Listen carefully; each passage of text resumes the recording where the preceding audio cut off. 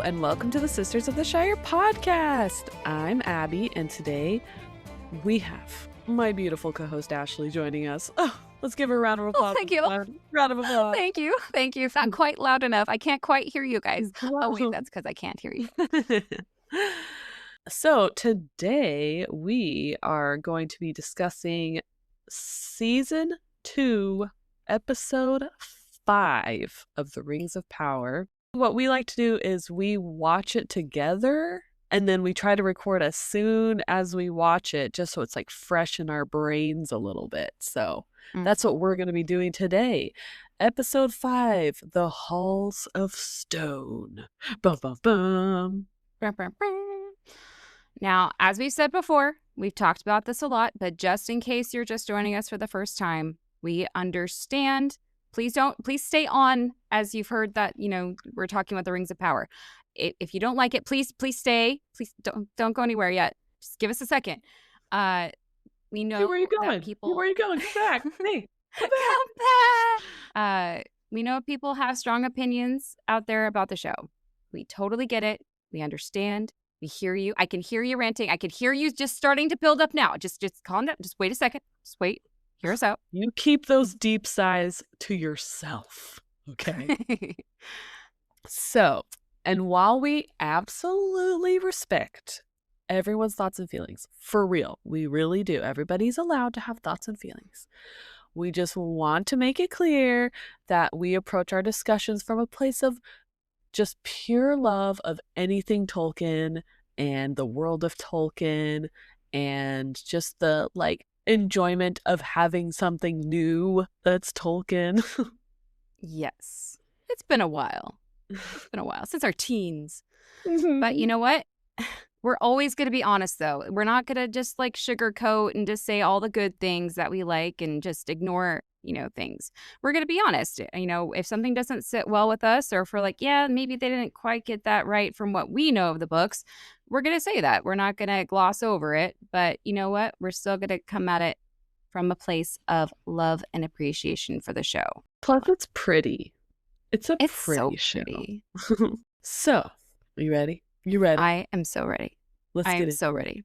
So if you're a fan of the show and ready to geek out with us, or you're just curious about our thoughts on the episode, let's get started on Season 2, Episode 5, The Halls of Stone. Bam, bam. Bam, bam. Man, this episode was beautiful at the very beginning, but also strong with the ring pops again. The ring, just the zoom in on the dwarven rings. Okay, but the dwarven rings? I wanted to lick them so bad. The dwarven rings, I give a pass for being chunky and gaudy. Yeah.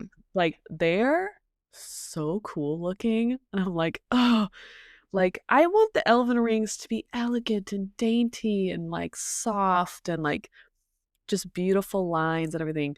And the dwarven rings, I feel really encapsulated just angles, sturdiness and power and they're chunky. They're chunky. Yeah, 100%. But they're very cool. I want somebody, maybe they can release it someday, but a close-up shot of every single one of them because they're so cool. I know. I was trying to tell, so there's blue, there's red, there's a bunch of different colors, but I wish they went more into detail because some of them you can't even see a jewel on them. Yeah. Not all of them have jewels. Beautiful. They're beautiful. Yeah, so beautiful. I had to wear all of them. My hands would probably weigh 10 pounds. Okay, man, if I had to wear punching someone with that, though. I didn't know this until I watched The Hobbit recently, the movie, that they wear gloves, prosthetic hands. The dwarves do. Oh. Their hands are so big. And I'm oh, no wonder they need giant rings. I guess dwarves have giant hands. That's how they can swing a pickaxe all day and not get hurt, I guess. I don't know. But anyway, I guess. The dwarven rings. They have it's just one callus is the hand. Yeah. Just one big callus. Just one giant oven mitt of a hand. That's what it is. Yes. Anyway, so we finally get to look at the dwarven rings, the seven dwarf rings. 379. And so you also see King Durin wearing his. He got the chunkiest stone, though, I feel. He chose the biggest jewel. But you can see that his ring is also showing him, like, giving him powers of some kind. And his powers, I guess, are hearing the rock, hearing the mountain, or knowing. I think he says later in the episode that he can see every jewel and all the gold in the mountain and like all that stuff. Maybe it gives him like an X-ray vision, but somehow hearing. It's like echolocation. But it reminds me of that scene in Princess Bride where Inigo's like, "Father, guide my sword," and he's like wandering around, and then he like hits the tree, and that's what I feel like it looked like when Durin's like wandering around the cave, and then he's like, his hand slaps a rock, and he's like, "Oh, it's here, it's right here." So, but the reason why he needed that, or he was doing that, is because they didn't have any sunlight in Khazad-dûm because of a rock fall, and so they got some sunlight, which I'm sorry, Khazad-dûm is beautiful, but I don't think I could live in such a dark, no sunlight. I don't know. I need my sun. I need my sunshine. I wonder if, I mean, because it's not directly on you. You don't get. What, do they have rickets? Isn't that the vitamin D deficiency one? Is it rickets? Yeah, rickets, scurvy. You know. Yeah. I wonder what in their diet they're using to counteract that. They eat a lot of kale. There are a lot of kale. I did see kale on the mountainside, yeah. Leafy green. But I did love the kind of throwback, the tie-in with, the minute Durin picks it up, you just hear ominous whispering, according to the subtitles. That's the gems you get with subtitles. It's like you get those fun things that say like ominous whispering or gooshing noises. Yes, squelching, yeah. So I liked that tie-in, and it does further emphasize that these rings are different, because I don't think there was any type of whispering with the elven rings at all. It's showing that there is a difference between these rings and the elven rings. They get glitter. Not even. Yeah, I was gonna say, I think they just look sparkly to Círdan in the little bag, and I think he did say that they were like loud somehow.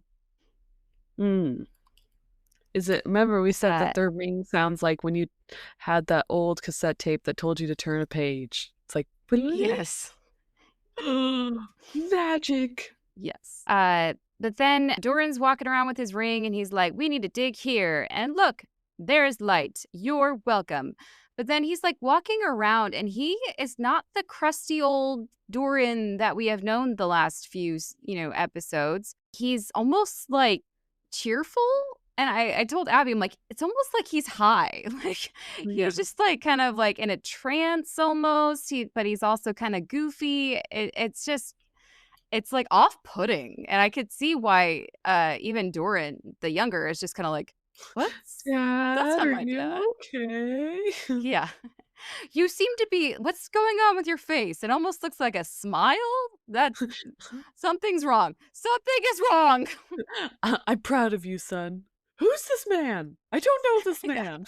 So he finding all these holes, and he's like, see, I knew there was light there. And then they get the light in Khazad-dûm. They had this like, yay, we have light now. But I loved how it went to Disa, and it showed Disa, and she has this look on her face. She's like, something's not right. Something's not right. Then later they'll have a conversation. But I told Abby, I'm like, it was too easy. It was just too easy. And Disa had the same freaking vibe. And I was like, I knew I liked Disa. Because I think when she did have that look, she looked to another woman dwarf who kind of has the like same kind of powers that Disa does to like sing to the mountain to find out what's wrong with the mountain or where they need to Right. dig and stuff. So she's kind of like, how is he learning all these things when that's Right. not really his job and this is Yeah. what we do? And So then we go back to Annatar and Celebrimbor. okay, I was telling Ashley at the beginning when we were watching it, and I'm like, man, why does it feel like we haven't seen these characters in a really long time? It's Because I because we feel haven't been binging it and it's like not right. back, but I'm like, So, dang, it feels like I haven't heard their story in a while. well, for those people who have read the Game of Thrones books, I forget exactly how it is, but you know how there's so many characters in the Game of Thrones books and there's so many storylines that they're following. So it's like they only do like 3 storylines an episode, and they do this in the Game of Thrones books too. And then like the next episode they'll do like 1, 3, and 5, and the next episode they'll do like, okay, now let's go back to 2, 4, and 6, and then okay, next episode back to Yeah. 1, 3, and 5. So it's literally almost like every other episode you're getting a continuation of your story. So that's another what reason why I happens feel when like too it. many characters. I know, but we get to see the doors of Doran Abbey. This looks so I beautiful. know. I know. It's beautiful. I was there for it, and Narvi was so proud of his work, and it's just so ominous to see them out of context, though, too, out of its home. I think it's pretty cool. I think it's pretty funny too that like Narvi's like, and there's a secret password. Yeah, I'm not gonna tell you what it is. Like, which will only be known among friends. Wink. wink. Oh, but then poor Annatar doesn't look happy at this festivities. He looks so sad. I know. He's like, it's not about me. Yeah. But then Celebrimbor is like, oh, I'm sorry. Did my speech go too long? He's like, I told you not to make a speech at all. And he's like, well, maybe I should have made it longer to mention you, sir. Like, yeah, he's like trying. And Annatar's being a jerk. I'm so confused because I know he like showed himself like as I am a messenger from the Valar. Yeah, I'm this like big thing or whatever. And then suddenly Celebrimbor's like, you're in charge. And I'm like, but like I don't know. Yeah. Like, I mean, it's obviously because I know that who he really is. But I think it's just funny to me that he's like, oh, okay, you're going to be a super important part of like a super big part of all the production. And like, I'm not going to tell you no. Like, he does tell him no, though. He does tell him no. I thought that was pretty brave of Celebrimbor to tell Maiar no. Yeah. Because he wanted, what he says no to is he's like, I really want to make rings for men, which like yes he does say no, but I'm like his reason for no is kind of like ooh, a little prejudice. Like a little like because he doesn't like men, the race of men, and he's kind of what's the word, like you don't get, or they don't get special gifts, they're dumb, they're like yeah. But then he's like, but what about the all-stars of the men team? We've got Erendil, we've got Tour, we've got Baron. Oh, yeah. How the list ended there, because really, I mentioned, I thought it was funny, Turin's not on that list. I wonder why.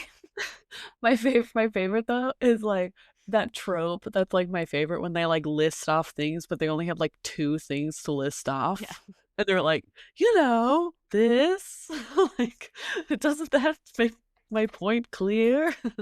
Yeah. He's like, your list is not who long else is enough going to be on that list? Yeah, your list is not long enough to prove any point here. Yeah. But then what I find interesting is that, so yeah, they're having this discussion about, you know, men getting rings, not getting rings. And Annatar, I will say, is being pretty forceful here. He's like, I want to talk about it now. And Celebrimbor's trying to be pleasant. He's like, I'd like to talk about this at a later time when I don't want to throat punch you. And he tells him no, like respectfully no. Yeah. At that point, if your ideals are not matching a Maiar sent from the Valar, aren't you going to start questioning the Maiar? Because, like, I don't know. Does that make sense? I mean, maybe Are that's you who I think you are? Are you really with the Valar? Yeah. You gotta tell me if you're a cop. Are you a cop? Yes. That's what I'm trying to say. Yeah. No, I just, like, I feel like his facade is slipping and Celebrimbor is, like, kind of seeing through the cracks a little bit, and he's like, oh no, my plan. Yeah, but he's in too deep, though. He can't go back because he's already defied the High King. So he's like, well, but the pleasantries, he's still trying to be nice to Annatar, like, which breaks my heart for Celebrimbor, but okay, but I think it's so funny. So, that's later in the episode. Hold on. I'll hold it until we talk about it later in the episode. Okay. I do want to say a quick thing about the Numenor reference that is just, again, when you know what's coming, and the fact that he says, I fear Numenor, and I'm pretty sure he's talking of Sauron right there. Yeah. Uh-huh. I think it's interesting that, like, I don't know how history is spread around there, but, like, he says all these things like there's, like, common knowledge. Like, I don't know. I'm like, does everybody know about these things? Does everybody know who Baron is? Does everybody know what Numenor is? Like, I don't know. You know? Maybe that's more of, like, a elf thing that they do know everything. Like, if you were to mention that to, like, the Southlanders and they're like, what's Numenor? I'd be like, yeah, that makes sense. Yeah, they wouldn't know what that is. Right. Yeah, I think it's strictly an elf thing. And the only way, which is kind of awesome that they know about Baron and Tour, is because of their lays, as they're called. They're like song ballad things. The greatest hits. The greatest hits. Yeah, heck yes. So yeah, I just thought that was interesting that he mentions Numenor. The 2-disc CD of the greatest hits. It's the Baron and Luthien, the Ballad of Baron and Luthien, the hard rock song of, what do we say, the Helm and the Bow. Like, there's a song about, I feel like Tours would be an acoustic. What's that dog that's super great that we love? Oh, Huon? Yeah, that guy. Mm-hmm. There's an awesome, like, story song that's about Finrod. Is it Finrod? No. Oh yes, Finrod's our man, or our elf. With his, and then there's just one song, kind of like Animaniacs, where it goes through like all of the maybe like the Valar song, like it has all of the names of the Valar, but in Animaniac style. Yes. Next time, yes. 90s kids, if you know, you know. Okay, so moving on. So after Annatar and Celebrimbor have an awkward conversation, we go back to Numenor. Speaking of Numenor, and Pharazôn and his son are plotting. And I have to say, Abby said, is Pharazôn gonna go crazy now? And I was like, well, his hair is slightly more disheveled this episode, so I feel like we're getting close. Like, it's just going to be more and more disheveled. The level of crazy is dependent on the dishevelment of the hair. It's a formula, people. And then suddenly he's got eyeliner. And then suddenly, because he goes into his goth phase, remember? Yes. Yes. He does have and then he says a very awkward situation with his son. He says something so bam, and I'm like, oh, no wonder you both have a healthy relationship with each other, and he is a very upstanding, nice, kind young man you've raised. Yes, that's not vengeful or spiteful or just a complete trying to get what's best for him, you know. But he said, if you just to tell, Verazon says to his son, "Hey, when you were a baby, your mom said that you would ruin everything." Yeah. Basically, just to let you know, that's what your prophecy about your life is that you're gonna ruin everything for everyone. So you would come to ill ends, he says. Yeah. And I'm like, how do you respond to that? Thanks, Dad. Love you too. But then we see that Farazan has declared himself king in Numenor, which is, I hate that. I hate that, like, feeling. I'm trying to think of another book or a show that it's kind of like that, where it's that feeling of like betrayal. You can't beat them. Like, they've won. Yeah, they've won. You can't beat them. Like, everybody's siding with them already, so it's like kind of like in Lord of the Rings. No, I'm saying like a kingdom like that. Like, they lost. Like in Game of Thrones. I am not a huge Game of Thrones person to know the reference, but it would be hard for you to watch. Yeah. Mistborn. Mm-hmm. So he declares himself king, and you can tell in his crazy eyes that he's got some evil planning that he's going to do just in spite. I feel like all he's doing is just to spite, like, the queen. I'm in charge now. Look at my big britches and my boots and stomping on all your things. Look at my beard. Look at my beard. And then we cut to Muriel and Elendil, and so many times this episode I'm like, why does it keep touching his chest? Why does she keep touching his chest? Are they gonna kiss now? Just kiss it, get it over with. She can't sing. I really want her to do the like, are you there? Is that you, Peter? Like in Hook, where she's like, her face is like all over his hand. Her hands are all over his face, like, yeah, slapping him. Like, is that you? I can't tell. We do get a reference to the faithful, which is a Silmarillion reference, because there was the faithful and the Kingsmen, which comes up later, because that was the two factions that were fighting over Numenor. Mm-hmm. We get to hear about what Elendil saw in the Palantir, which who knew he could see something different? It just looked like he got blasted back and didn't really get to see anything, but I guess he did get to see something. And I didn't know that the island was that big. Well, okay. So here's what I think, connecting it to what we know from the Silmarillion.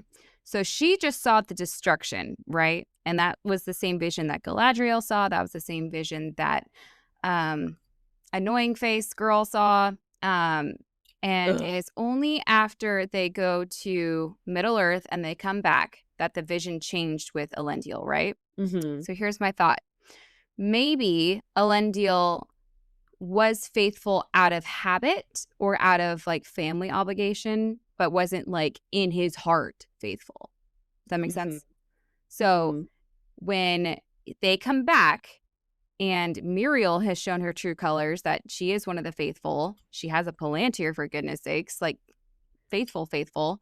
He is now a true believer in himself, that the vision changes so that he is seeing himself evacuating and escaping from Numenor, which happens in the book, in Silmarillion, where he is like the one leading the Exodus, basically. So I think that was the vision he saw, but he couldn't see it until it was like firmed up. Like, are you actually going to be like on our side, or whose side are you actually going to be on here? Oh, you're in. You were like fully committed. Okay, now you get to see what happens. Now we can use you. That makes sense. Yeah, I thought so. I gotta say, so I can't remember what part this is in, but we see like a scene where the like sea guard. I think that's what they're called. Sea guard. The They have to, disbanding of the Sea Guard? Why would you yeah. disband your Sea Guard? So they have to turn in all their uniforms and everything because Farazan is like, no. Because honestly, like I said, I think he's doing everything out of spite. And he's like, Elendil is in charge of this? No, it's going to be no more. Yeah. So to be fair, so hold on, just to clarify, it's not the whole Sea Guard. It's just the people that are known as being faithful to Elendil or the faithful in general. It's not the whole Sea Guard. Yeah. So, and then we get to see his stupid son. What's his name? Stupid. It's like Kemden or something. Kenan. Forgot it. Kemen. Something. I don't know. Stupid son is what he's having named now. Stupid son and annoying girl. Annoying daughter. Stupid son and annoying daughter. Match made in heaven. And I'm sorry. Her and him. So it's Elendil's daughter and Farazan's son, and they're like together.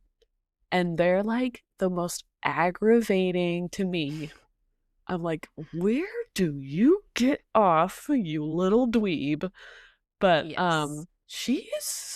Elendil's daughter is so rude. Oh my goodness. And like talking to her dad, like, I'm so disappointed in you, like all this stuff, and just like talking about how like don't you feel dumb right now, like all this stuff, and she even tries to like help out Valandil. What's that guy's Valandil, and be like, I can help you, like it's okay, because I think she likes him personally. I think she does. Yeah. And to be like, I will forgive you, like it's okay, just choose good things now, choose the right thing to do, and all this stuff. And he's like, you're demented if you think that I'm gonna do that, because you've just proven that what you're doing is ridiculous, and I wouldn't say evil, but just like conniving and selfish and blah blah blah.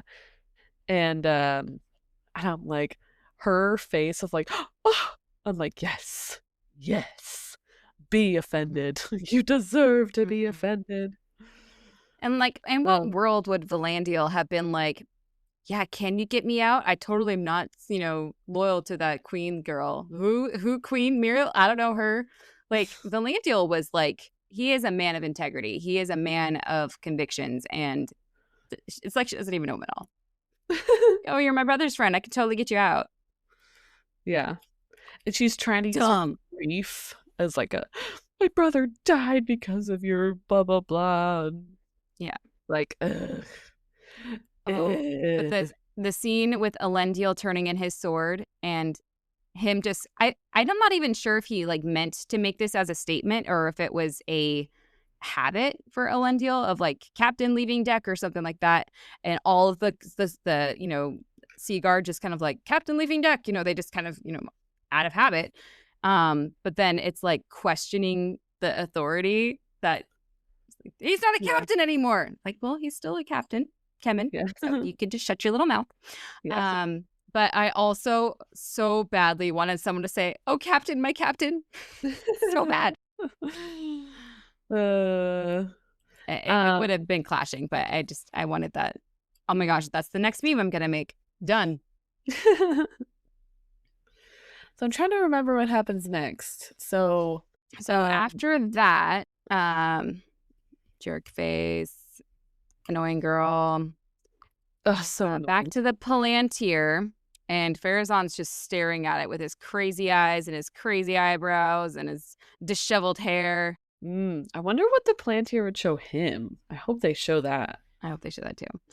Then, we see a letter that Celebrimbor sent Gil-galad, basically saying like, hey, I hope the rings worked out since you never freaking told me if they worked out.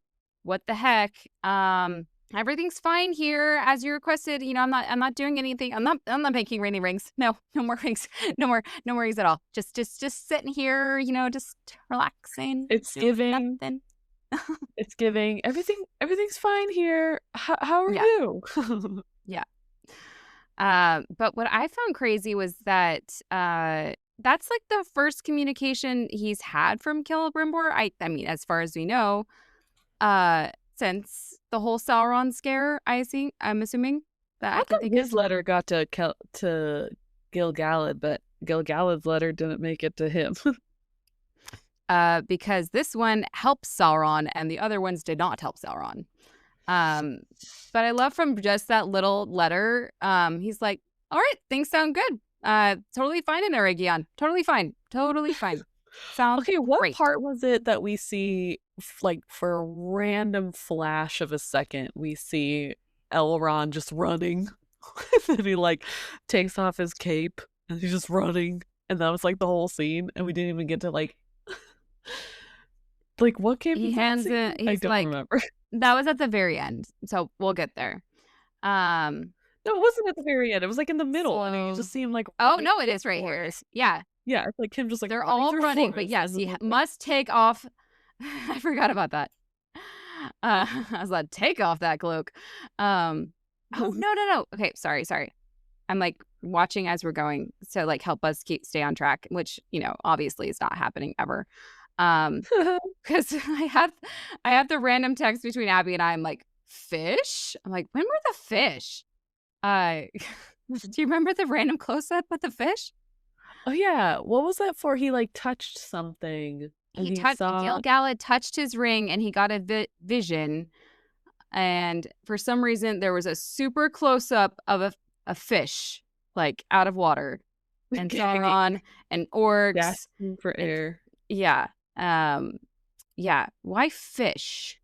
Because, yeah, I still don't understand the fish thing. Maybe we will. Because, like we said, people, we have not seen any more.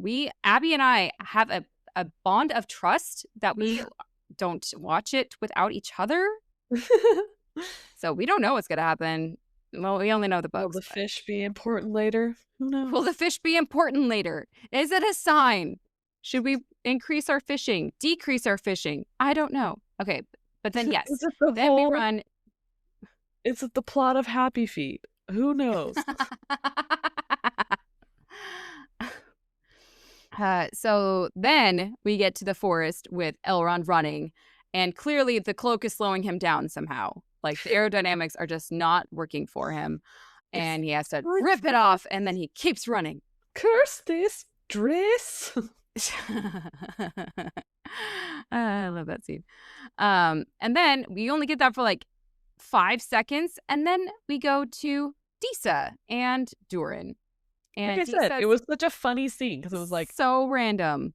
Elrond for like 2 seconds, and then you're like, oh, okay. Like, it should have been put in the middle of Gil-galad's conversation or something. Mm-hmm. But anyways, so we get to hear Disa's thoughts on the matter because she's got thoughts. She's got thoughts.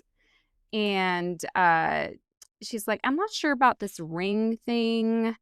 And I feel like your dad might be corrupted by them. I hope that his path stays true.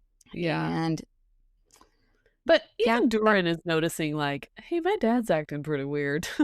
Yeah. And then they go to the market. I always love their market scenes. And they're getting a tuning crystal for their daughter's birthday or something. Also, I would love to know what a tuning crystal is. I want it. I want that tuning. I want it too. Yeah. And somehow it's like impenetrable to the rolling, but then it will randomly break later. But it leads to this cavernous. She drops it on the ground and it rolls away, and it's my favorite because she's like, "You're kicking it. I'm clearly trying to pick it up, and you guys keep kicking it." She's like yelling. Yeah. It's rolling. It's rolling. Yeah. She's like scolding people, like, you kicked it. Come on. Like, yeah. You knew what you were doing. So then she gets to this, she goes down this trail of caverns, and she comes to this big cavern where there's like a lake or a pond or something at the bottom of it. It reminded me of the lake that's at the bottom of the mountain that Gandalf and the Balrog fall into later. Obviously it's not that big, but I was like, when I first saw a glimpse of it, I was like, oh, is it gonna be that cave? But I don't think it is. But there is a tie to it though, because she's getting a weird spidey sense, and then she starts singing, and Her cave, something, her mountain singing. yeah. She finds the crystal, and then somehow a creature bellowing is the subtitle, and it somehow like makes the water move back, like her singing, but the creature bellowing is also powerful enough to change the tide of the water. But yes, my thing that I really wanted to happen was her like ha ha ha,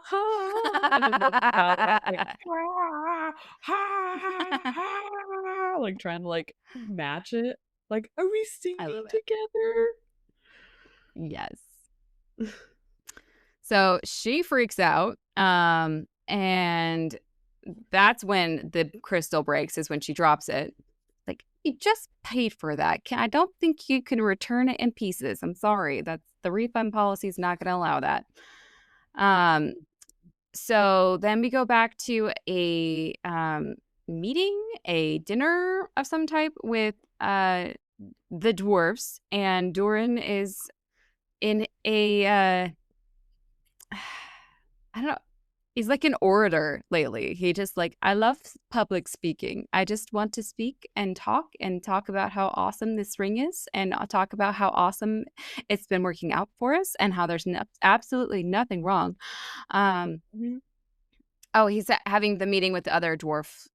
It's not even the dwarf lords, because he's like, they're representatives almost of the other dwarf lords. Because remember, one tried to grab one, and he's like, these are my friends. Yeah. These are for your lords. Yeah. And I told Abby, I'm really surprised that he didn't keep the rings for himself. Because like, if he they were at the meetings with the with Celebrimbor and Annatar. Like, if he kept off heaven, he'd have one for every day of the week. A different one for different outfits. Narvi, Durin, and Durin the Elder are having a conversation about the rings. And he's like, why haven't we been digging farther? We must be digging farther.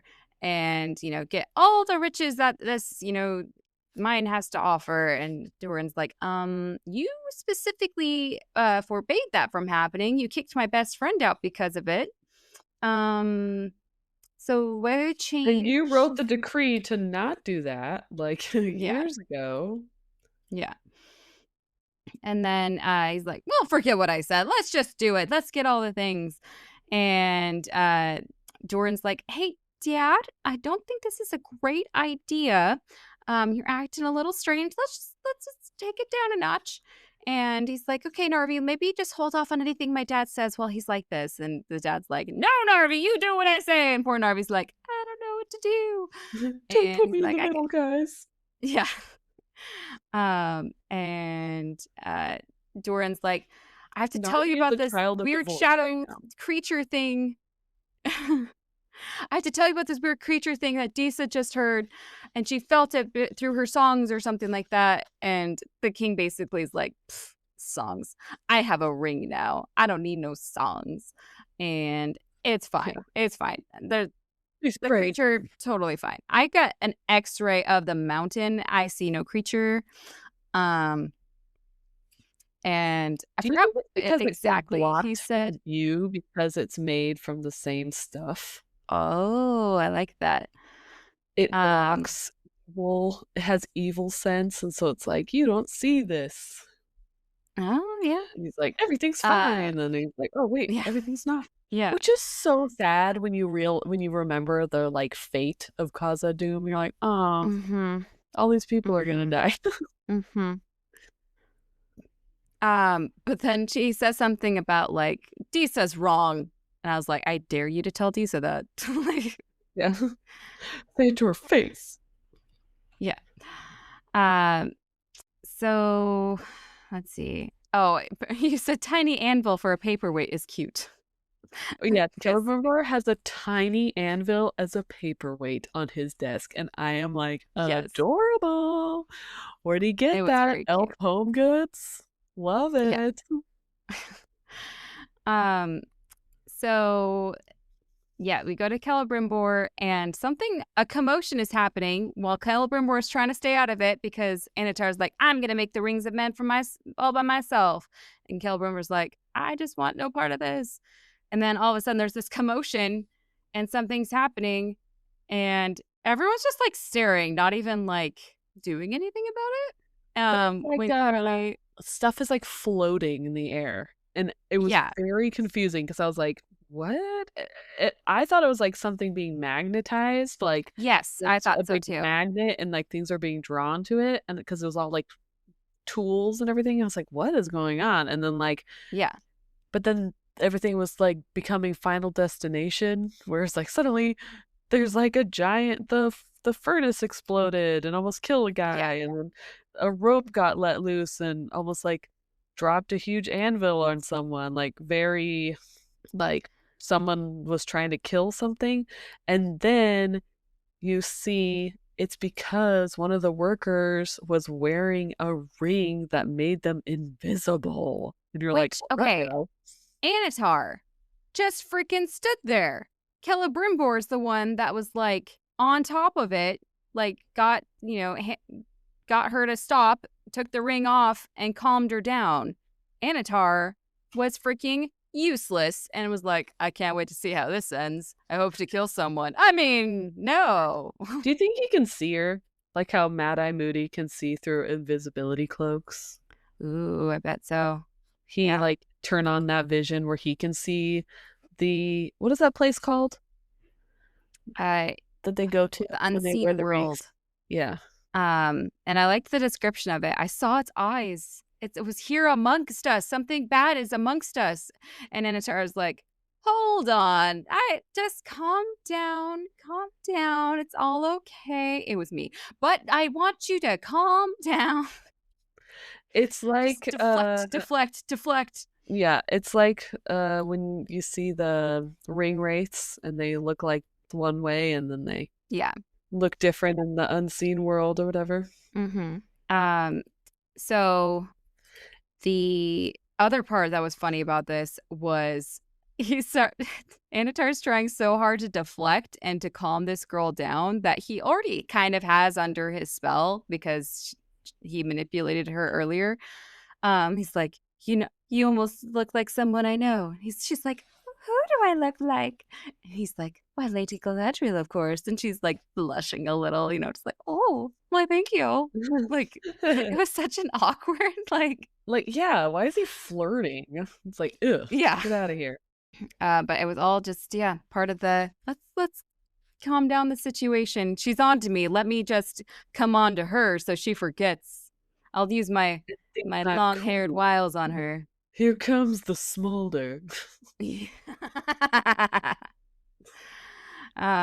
So then after that, we go back to Numenor and a place that we actually haven't seen before, but places like it were mentioned in the books, how they had like places of worship for the faithful In Numenor.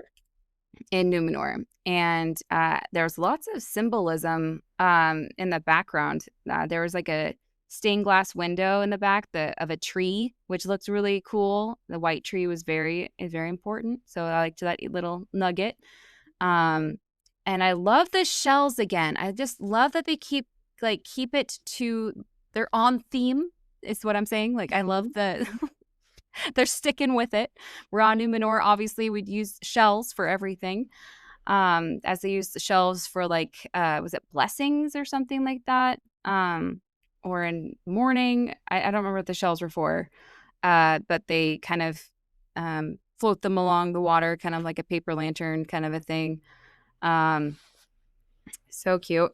And then freaking what did we call him? It was annoying girl and stupid son. Stupid son shows up. Annoying daughter. Yeah. And he's just got the smirk of all smirks, and he just is like, he's a little jealous of Valandil, and he doesn't like the faithful. He's got his orders anyway, but he's liking that it's like, I'm better than you. I have more power than you. I can do yeah, whatever I want, and I can send you to jail, and I can ruin your funeral you're having and all this stuff. mm-hmm. So that part was horrible to watch, but like good acting, I guess. Again, nothing against these actors and actresses. We hate you because you're doing such a good job, if anything. For the record. It gets intense. Elendil does get to punch him, which I was like, yes, finally. But then Valandil gets to fight him too, and Elendil's like, hey, we're better than this. Come on, man. And he puts the sword down, and then he gets stabbed in the back. I know. Like he was a coward. Towards the screen for me to think he would be okay. Right. But I liked the dislocating the shoulder part. That was cool. I think I personally feel like it's going to come out, like either Elendil's going to tell his daughter or she's going to find out that it was her new boyfriend that killed the boy she has a crush on. And then she's like, I'm so sorry. I made a mistake. And I'll be like, you know what? No. Too late. No. You don't get to come back. Like, if she has a redemption arc, I'm going to be so bummed. Like, get out of here. You're annoying. There is no redemption for you. No, you don't get it. But yeah, in the back, like it was on character for his cowardness, but of all the ways for Valandil to die, I wanted him to die a good, honorable death, and that was not it. So that made me sad. I know. And poor Isildur, when he comes back, he's gonna know that, oh, both of my friends are dead now. And then he's like, oh, I just hang out with my sister. Oh, she's the worst now? Oh, okay. How about my soon-to-be brother-in-law? No, he's even worse? Oh, cool. He's the one who killed him? Ah, jeez. Yeah. Guess I'll just solve my daddy issues that we were having for years, since this is the only common ground we have now. So after that sad scene, and he breaks the relic. That was just low blow. Not a fan. He even looks slimy now. He's even like greased the hair. Ugh. Further emphasize his greasy behavior. Meh. I hope they get what's coming to them, and I really hope she doesn't get a redemption arc and she gets something happen to her so bad. I'm evil that way, where I'm like, you lost your chance. Okay, so what are we predicting then? Because remember, eventually Annatar is going to come to Numenor, and I'm all for her being sacrificed first. Him or her sacrifice first. The human sacrifices are coming, and I hope that they are first in line. I'm sorry, that reminds me of the scene in Madagascar. He's like, here's another sacrifice. I don't want another sacrifice. Here, have another sacrifice. I am already done with sacrifice. I don't need any more sacrifices, okay? Maybe so she misses now we the boat and she can't get to go out of Numenor before it gets destroyed with her dad. Ooh, I like that. Okay, so then we go back to Celebrimbor and Annatar, and they are discussing the concerns that Durin the Younger brought to Celebrimbor. I forgot to mention that part. That the rings have been corrupted. There's something wrong with the dwarven rings. And Celebrimbor's what did you do different? No, there's not. And then Durin's like, what about the guy who helped you make them? He seems kind of shifty. And he's like, what? No. Huh? What? No. The guy with the and then he's like, maybe he's misusing the ring. I'm like, how could you misuse a ring? Yeah. The tension though, when like the guards are like, Prince Durin's here and he wants to talk, and then Annatar's like, I'll talk to him. And then Celebrim's like, no, I'll talk to him. I'm like, oh gosh. Like, that would have been so bad. But then I love the idea that freaking Annatar, it's just so cunning, it's so manipulative. Like, you know what the difference was? The vibes were bad. Yeah. In the room. The vibes were bad. Like, Celebrimbor, your vibes were off, my dude, and it ruined the rings. And you ruined the ring. It's because you lied to Gil-galad about the rings being done and, not making any more rings. And, that dishonesty, it led to this. It So, bled into the rings. They caught yeah. on to your bad vibe. But It's your fault. Celebrimbors, though, he's like, but I, and then he can't take it back. He can't make it better. Like, He totally was like, "It is my fault. It is my fault." But it's you can kind of now see Celebrimbor like losing it a little bit. Like he's like gaslighting yeah, himself. He's being gaslit. He's like you can kind of see the craze in his eyes. Like, oh no, what's going on? I'm losing my grasp on things. Like, ah. mm-hmm. But when And Annatar's like, then fine, I'll make the Durin, men's oh, rings by myself. You're like, ooh. yeah, You felt that tension of like, oh, yeah. I don't need your Then we go bullshit. back to the Durins, and this is like even more like proof to younger Durin that something's wrong with his dad. He's like, I need you. I'm proud of you. You get to be a prince again. Here, have your weird collar. Well, I don't know understand why the collar means prince, or it's like a crown, but not a crown. It's a prince thing. Like, look, you get to be a prince again. And the whole time, Durin just has a look on his face. He's like, this isn't right. This isn't right. This isn't right. The vibes are off. Mm-hmm. And then he goes to Disa. He's like, I tried. I tried so hard. And she's like, promise me you'll never wear one of those rings. He's like, okay. And then we go back to Celebrimbor and Annatar. And Celebrimbor, this is like the staff meeting that everyone does not want to be there for. Because Celebrimbor is like, someone did something, and I want a name, and I want to know who, because something is wrong with these rings, and it was one of you. It's not And they're all me. just looking at each. Not me. It's not this guy over here that is clearly guilty. It's like that scene in Parks and Rec where he's like, I didn't do it. It's John Ralphio and his sister and the dad, and she's like, I didn't do anything wrong. And he's like, and I know that, and I love you, and you're perfect. Yeah. And like all that stuff. And when she's like the one who like lit a building on fire or something, I didn't do anything wrong. Yeah. So Celebrimbor is trying to get that control back, trying to deflect, someone did something, and we need to figure it out because we can't keep doing this. We must atone for our, mistakes, and we must complete these rings together now. I guess I'm on board for, the men rings. I didn't want to be, but if, I got to make sure the quality control is there. And you can just see Annatar being like, like, I got what I wanted. My plan. You hear him in the background like, ha. They're like, what? Yeah. He's like, nothing.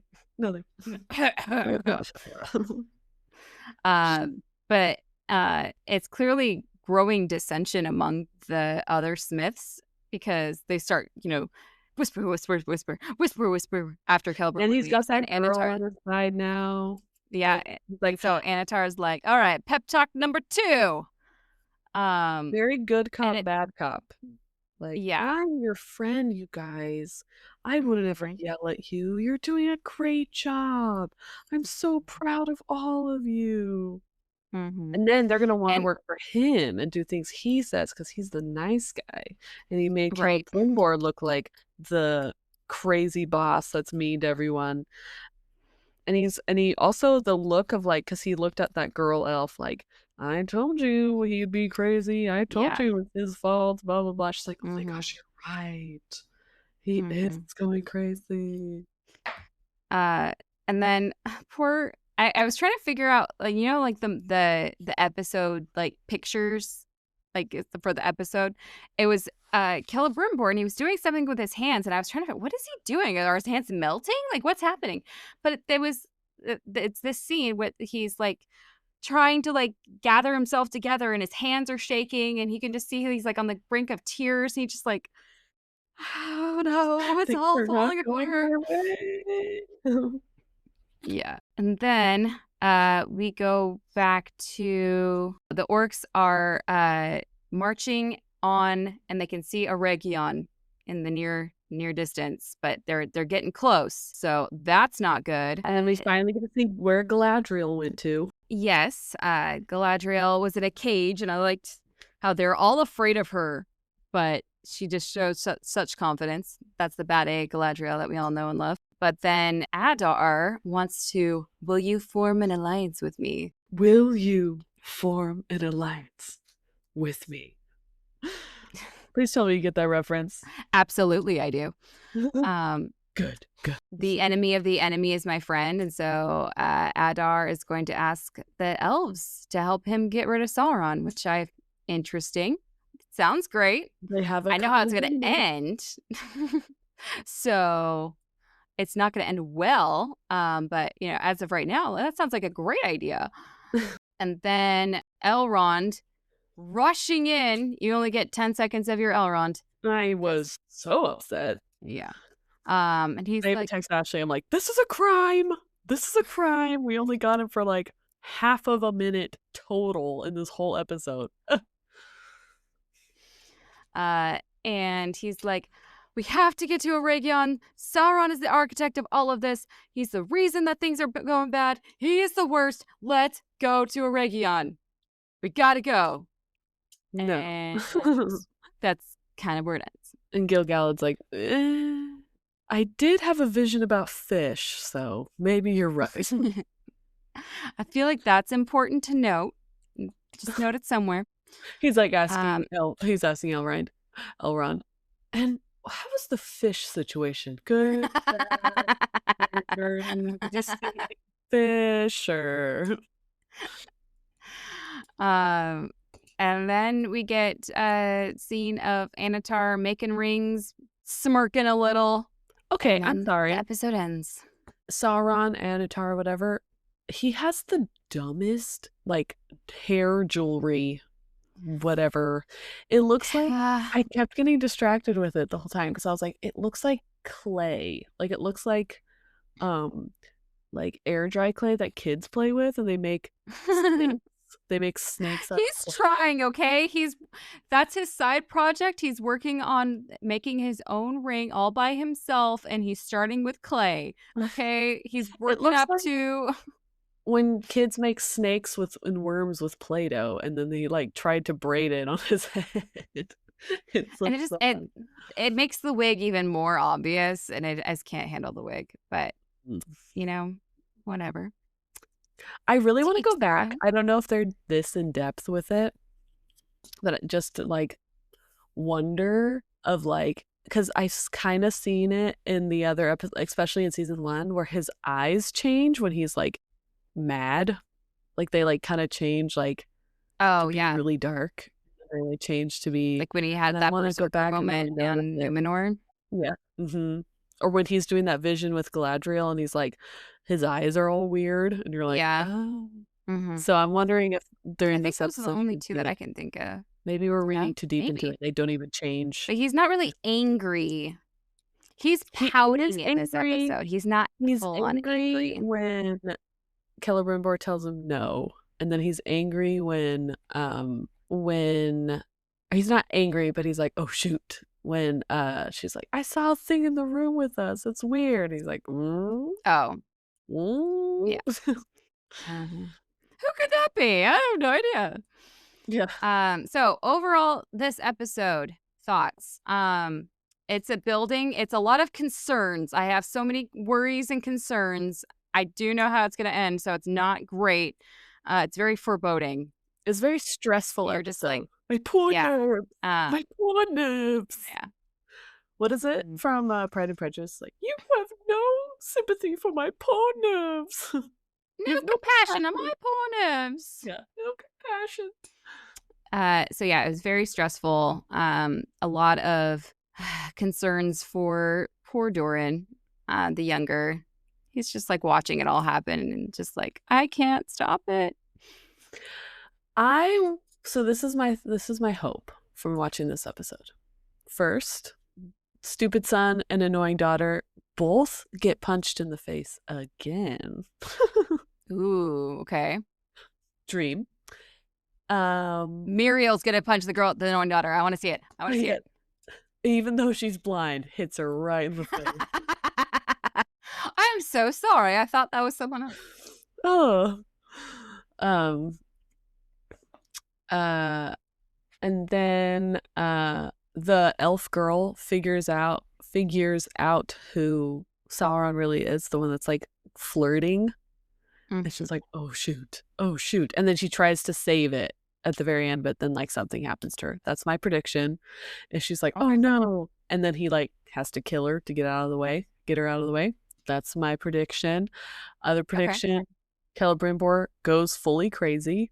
Like he's like, I've ruined everything, and he like can't handle it, and then so they kick him out because he's no longer of sound mind to help out anymore. And so but what's funny is that Sauron even said, or Annatar even said, like, you have to go to Lindon and apologize and confess to the King Gil-galad. But he almost said that knowing he wouldn't do it because he'd be too scared. Yeah. And then last is the girl who her boyfriend killed. What's his name? Valanquill? Yeah. Who killed him. She finds out about him killing him, and it's like really, like, she gets really upset, and I'm like, haha, you deserve it. You deserve to be upset right now. Wonder what's going to happen with Miriel, though, because it seems like Elendil's probably going to be put in jail after that whole thing. I mean, he punched Kemen. He's got to be punished. So who's going to be helping Miriel? There's no one to help Miriel now. Valandil's dead. The other faithful are going to be too scared. I don't know.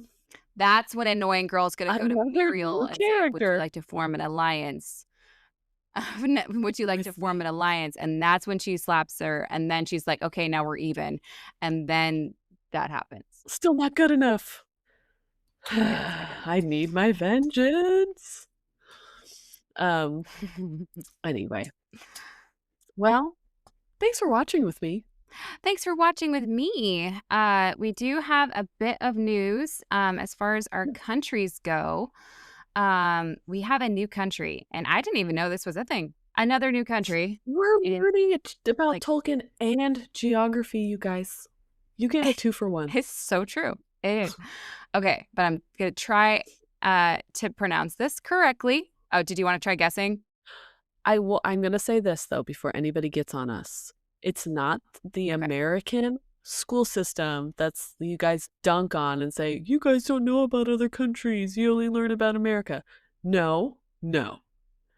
I have so much capacity in my brain that my storage is full, and I cannot think of remembering every country in the world. Okay? It got replaced by Bluey episodes and your toddler's favorite book order. And yes.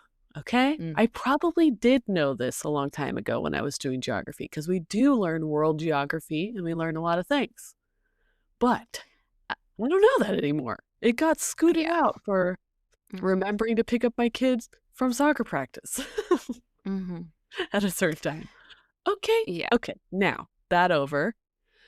I'm going to say South America. No. Asia? Nope. Europe? Yes. Okay. So, and then to be fair, of not knowing that this was a country, because also you guys keep changing up borders and stuff too. So not entirely our fault. So this country literally it's called this. I didn't know this was a thing. I just like quickly Googled it. If person that is from this country, I'm just going to do the briefest of things. So it's Bosnia and Herzegovina.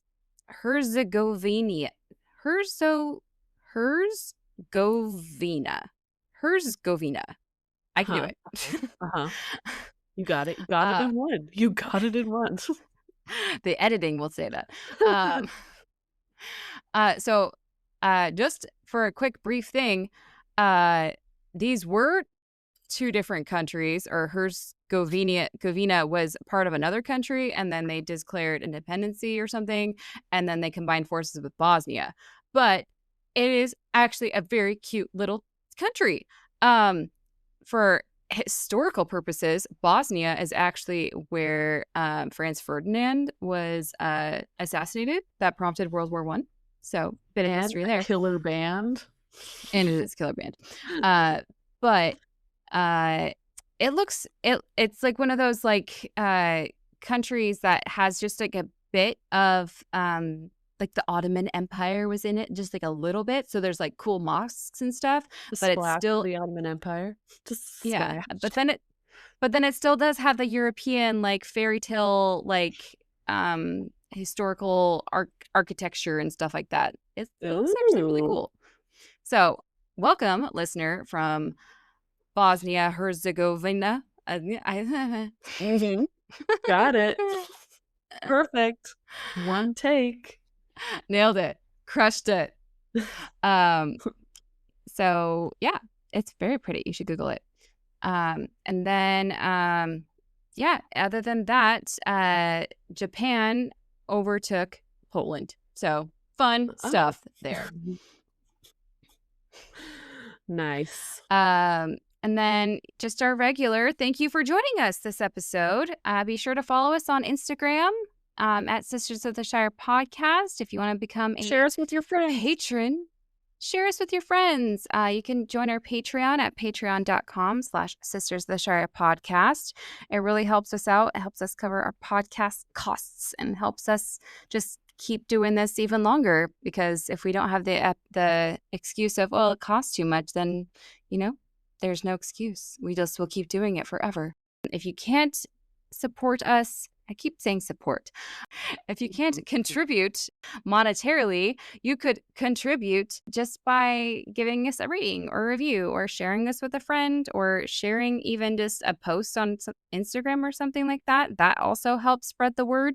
And we just love spreading the word, and we love getting new listeners, and we love our listeners that we do have. So thank you, and we love you. And I'm done talking now. Just make me stop. Well, I already said it, but thank you for watching with me. You're welcome. Until next time, I've been Ashley. And I've been Abby. And this has been the Sisters of the Shire Podcast. And we are so glad that you joined us today. And we hope that you can join us next time. Bye. Bye.